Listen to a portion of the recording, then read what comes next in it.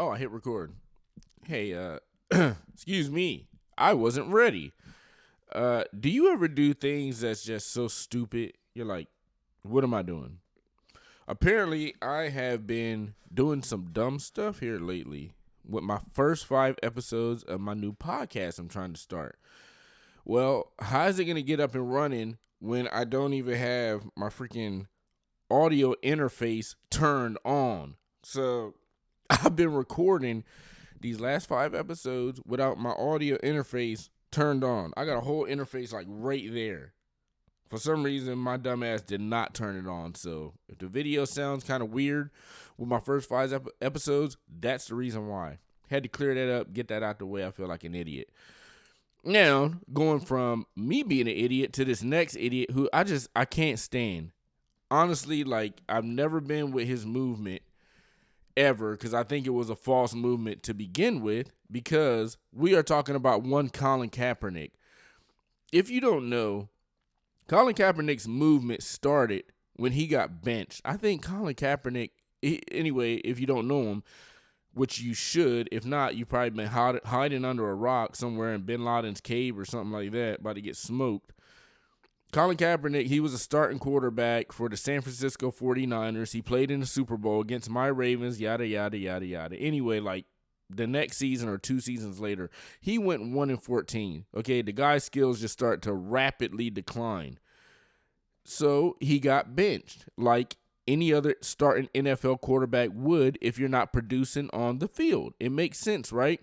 Okay, well, he decided to turn that into some kind of racial revolutionary movement. Why am I getting benched for the... Well, I don't think he said, why am I getting benched for the white guy? But anyway, this is the reason why he started this whole nonsense of, I'm black, I'm going to pick my afro out, police are pigs, they're against this and that and this and that. So he started to protest. I'm going to take a knee on the field to let them know about racial inequalities in America, and I'm going to stand up for black justice. This guy is a whole half and black white man. Did I say that right? I'll try it again. This guy is a whole black and white, split down the middle, interracial man. There we go. I think you guys understood it that time. That's what he is. So he decides that he's going to protest. I never agreed with it. I know a lot of people got on his side. I've never been on his side because I am a guy who is not racist. I've told you before, I am prejudiced because I will prejudge your ass, but I'm just not racist. I'm not down with it. I'm not for people playing the victim, especially people of my color. I know it's very easy with all this media coverage out there trying to get you to play the victim. I'm just not for that. I think you make it as far as you want to go. If you want to work hard, the harder you work, you can manage your finances, manage your life, make the right decisions. You can go as far as you want to go. Now, you're probably not going to go from a street hustler to being like the president or something like that. I've never heard of that happening before. But we're in America, and the beautiful thing about it is, who knows? Anything can happen. In the next 20 years, we might get somebody who's like a Jay-Z and step up and be a president. Who knows? We can have it all. A black street hustler / pimp move up all the way into the White House, and then he turns the White House black. Who knows? America's going crazy. Anyway, since I'm going to finish my rant right here, we're going to get into Colin Kaepernick's new comments, okay? So he is just a straight-up race baiter who I can't stand. Kind of despicable human being, I think. But let's get into his comments because he was adopted by a white family after his white mom, as ABL says it, left him. I don't know if she left him for dead. I just want to say that. She left him for dead, and a white family scooped him up like the poop on the sidewalk when the horses leave it, going through a parade. You guys ever seen that? You know, a graphic description, but depiction, that's the way I want to put it. He got adopted by white parents. And before we get into this video, actually, let's get into it right now. I want to show you how it starts off, okay? And I've never seen this whole video. And please don't give me a strike on it, man. I'm like a small-ass little channel. I'm just trying to make it out here, baby. So check it out. The video this ain't where it starts. This is just where I cut in at. He's going to pretty much throw his white parents all the way up under the bus. Then he's going to get in the bus, and then he's going to start it and run over him. Where I wanted to highlight is that he has a comic book out, right? So this is a piece of his comic book talking about his life, I guess, going through high school, going through college. He played at the University of Nevada all the way up until he got into the NFL. So I guess this is a depiction he made about how his father was talking to him. His father said, I need to take the car for an oil change, but we should be able to squeeze your haircut in first. Father's putting them first, just like a good father would do to their parents, right? All right, let's get into this nappy-headed fool's story. Shy, insecure high schooler like we all were. I mean, I'm speaking for you. Yo, who is that? Who is that? I don't know who that girl with the red shoes. I care less about her. Who is this in that blue suit? Whoa. Okay, let's go. Let's go. I mean, that's something nice right there. I do some things with that. I'm speaking for you, but no, absolutely. Growing up, I think still am a pretty introverted person. All right, trigger warning. If you voted for Trump, you're about to get triggered and get pissed off at this fool. It's not that he's talking about Trump, but as a conservative, I know that the way that other conservatives think, okay, so. I hope it's true to form, and that's just kind of how I navigate the world. It's his true high school coming-of-age story. Yeah, I'm getting pissed off journey, already. Embracing his blackness, despite resistance from many, including his white. All right, we're going to break this down a little bit because I can't just let it play through because I'll definitely get a strike then. But listen to your mother, Colin. That's just a parent. I just told my son that like literally 20 minutes before him and his mom left. Son, listen to your mom because he doesn't respect her. A young boy has a lot of testosterone running through his body. He's not going to respect a woman as much as he does the dad. Sometimes the dad has to put the fear of God into your son to get some respect. That's just the way it is. White adoptive parents. I know my parents love me, but that's his parents right here. Okay, these are two. Look at these good, wholesome white people. White people. Look at them, man. Love America. There were still very problematic things that I went through. I think it was important to show that, no, this he can't can happen in your concentrate. own He's home, watching too much and porn. how we move forward collectively while addressing the racism that is being perpetuated. So now, look, I swear to God, it's like Colin Kaepernick. He comes out a couple times a year, once a year, something like that. When his pockets start to get slim, this is what I'm thinking. I'm thinking when his pockets start to get slim, he's like, "Oh man, I got that race card in the bag. Oh baby, you good? Baby, you want a new Lamborghini? Let me go play this race car. Go make a bag, then I'll crawl right back up in my hole." That's what I feel like he's doing, man. How long can you keep this going? He took cues from his icon, basketball star Allen Iverson, who he said wore his blackness like a suit of armor. And teenage Kaepernick wanted cornrows to match. He's getting what roles, his mom asked? Okay, so I guess this is what he's saying, that his white parents are perpetuating racist comments or thoughts onto him. And I'm getting cornrows. He's getting pissed off and walking away like any other boy would. Understandable. He's getting what roles? And he's trying to say what the white parents are saying by saying he's getting what roles. They don't understand cornrows. They're not black. This is not racism, okay? Oh, your hair's not professional. Oh, you look like a little thug. Your mom said that to you.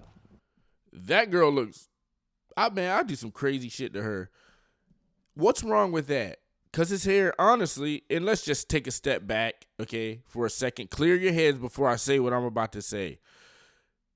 Cornrows are not professional, okay? It's not a professional look. Everybody knows the professional look for a black guy. It's a short, kind of like what I got going on right here. You know, that's why, short, mid-tier fade. That looks professional. Even if you were to let it grow out in a little fro, that looks professional. But cornrows, it depicts what a thug would look like. So she is not racist and wrong for saying that, okay? I remember my black father, okay? When I was younger, I think I was in my teens, I wanted to get, it was when when Criss Cross was out, if you're old enough to remember that. And they had colorful rubber bands in their hair, and they had the braid twist and all this other stuff. Okay, that's just what was going on then. Well, I wanted to copy that, and I wanted Criss Cross braids. And I remember when I was getting them put in, my dad said, that doesn't look right. And he did not say it in that way. He said, that looks G-A-Y. This is what my dad said. I love my dad. Rest in peace. So I'll show you. He's always here, okay? That's my dad. He's always here. So I just keep him beside my computer so, like, I don't know, I can just, like, look at him all the time. It's kind of cool. Anyway, that's my black father. And he said that to me as a black man. Is that racist? I mean, not racist, but is that, yeah, you know. He also said, don't sag your pants. That looks stupid. My dad's been working for the city like ever since I was born, and I've known him to have a job. He's had the same job. So he was pretty straight-laced, trying to keep me a straight-laced person. Now, it didn't exactly work, but he did try. Colin Kaepernick's parents, they're trying to keep him straight-laced because, like I said, when you wear braids, cornrows, it's depicting what a thug would look like. How many presidents do you know have Well, we only have one multiracial president, or whatever you want to call him. Barack Obama has a professional look. How many governors do you know that has cornrows or braids? And like I said, just take a step back for a second and listen to me and think about it. How many CEOs of a company has cornrows, braids, dreadlocks? Can you name any? Can you even Google one and find it? Now, you might find a manager with that, but you're not finding CEOs and up with that type of hairstyle. What you do find is a lot of rappers, a lot of gangbangers, and etc. with that same hairstyle. So they're just looking out for him. Okay? We get it? Good. He doesn't get it. Is this going to play? And those become spaces where it's like, okay, Man, how that do girl I got a navigate body the on her. situation now? But it also is informed why I have my hair long today. The grown-up version of Eve wanted to go back in time and give young Colin a lot of hugs. And I was really moved and saddened by the level of kind of self-awareness that he had to develop at a very young age without a lot of guidance. The former NFL quarterback who once led the 49ers to the Super Bowl was known in high school for his baseball. The pitcher even had major league interest, but he... Are we seeing what's happening here? These white people, these wholesome white people, may I add, they got this guy in college, University of Nevada. He's up here pitching. I was never a pitcher. He's up here making it all the way to the NFL. I never did that. He made it all the way to a Super Bowl. So these white parents took care of him good enough and coached him up to make the most of himself. And what does he do? He goes back and nitpicks this and that and tries to say, oh, man, they were racist and cultural appropriation or whatever the hell he's talking about. How grateful are you to do something like that? Now, this whole big picture, this whole big script that Colin Kaepernick has carved out or made for himself, he's going to go back and take the little pieces and try to pick them out and try to make that the big story.